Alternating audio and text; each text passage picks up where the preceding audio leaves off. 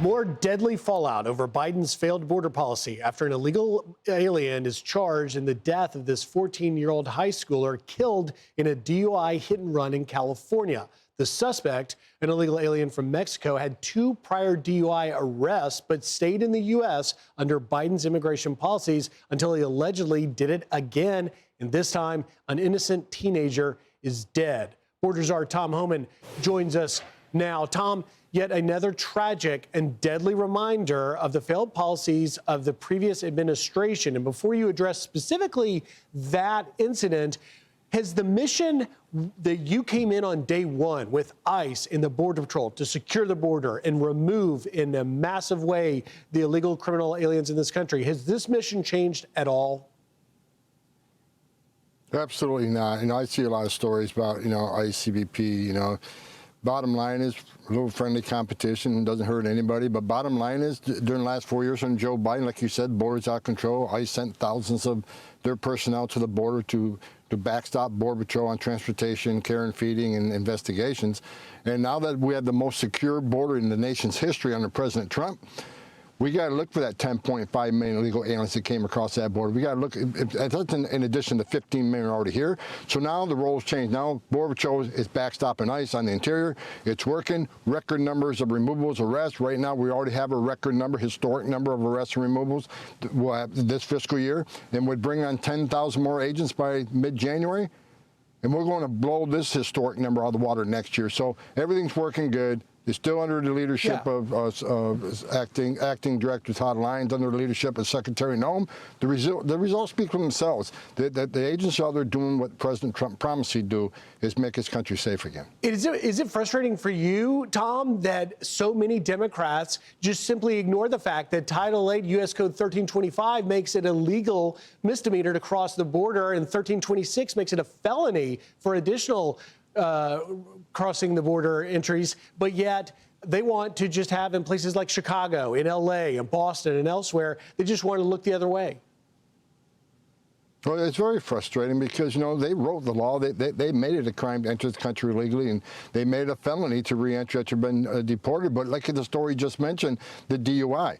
We got a lot of them screaming and yelling that when ICE says we are arresting a majority of criminals, they push back. So a lot of them are DUIs. That's not really a crime. Oh, really? Over 12,000 people a year die from DUIs. So DUI is a public safety issue. It is a priority, and we're going to keep arresting those for DUI because this young man that was killed, it's another angel mom and dad that I will meet, another angel mom and dad that shouldn't exist because that's a crime that shouldn't have happened because he should have never been here. And the first time he's arrested, he should have been turned over to ICE.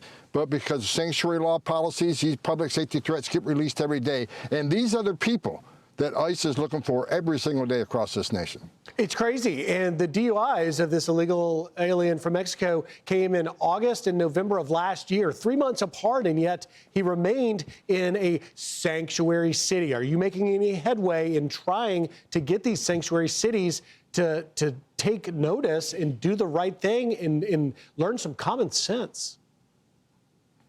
I don't think so. That's why we're swamping, we're flooding the zone.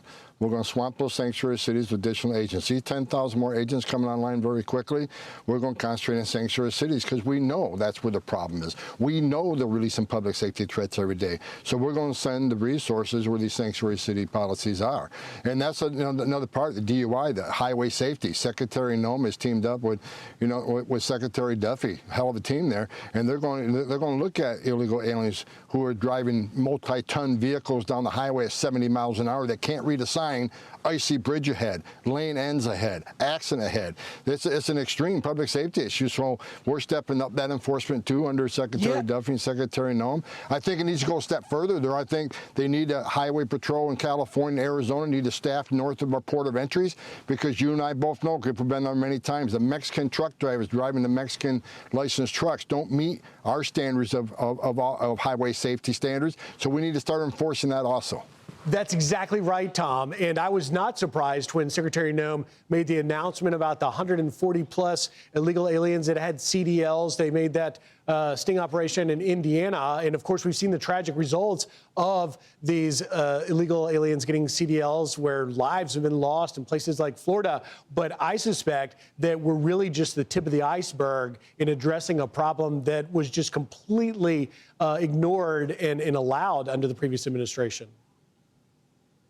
Well, if you can't speak English, you shouldn't be driving our highways. Again, how do you read a sign, icy bridge ahead or accident ahead? You got to be able to, driving a multi-ton vehicle down the road at 70 miles an hour, you got to understand what dangers are ahead and when you need to slow down and when you need to stop. And I'll go a step further. This is more than just these multi-ton tractor trailers. A vehicle, any vehicle, it can be a danger if the driver don't understand the rules of the road. So I hope every governor will work with Secretary Noem and Secretary Duffy, whether it's working at the weigh stations or working at the checkpoints or working at the port of entries, making our highways safe again. Thousands of people die every year on the highways. We can make the highways safer. President Trump's already making this country safer by taking public safety threats off the streets every day. Well, let's go a step further. I think Secretary Noem and Secretary Duffy are doing a great thing. I think that when you see that expand across the country, even our highways are going to be much safer under President Trump.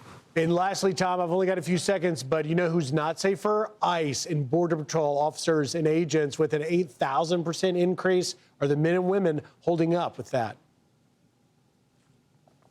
No, God bless the men and women of ICE and Border Patrol. I wore that uniform. Border Patrol, I was an ICE agent, and these men and women are putting it on the line every day for this nation. They're still being vilified, and I'll say it again.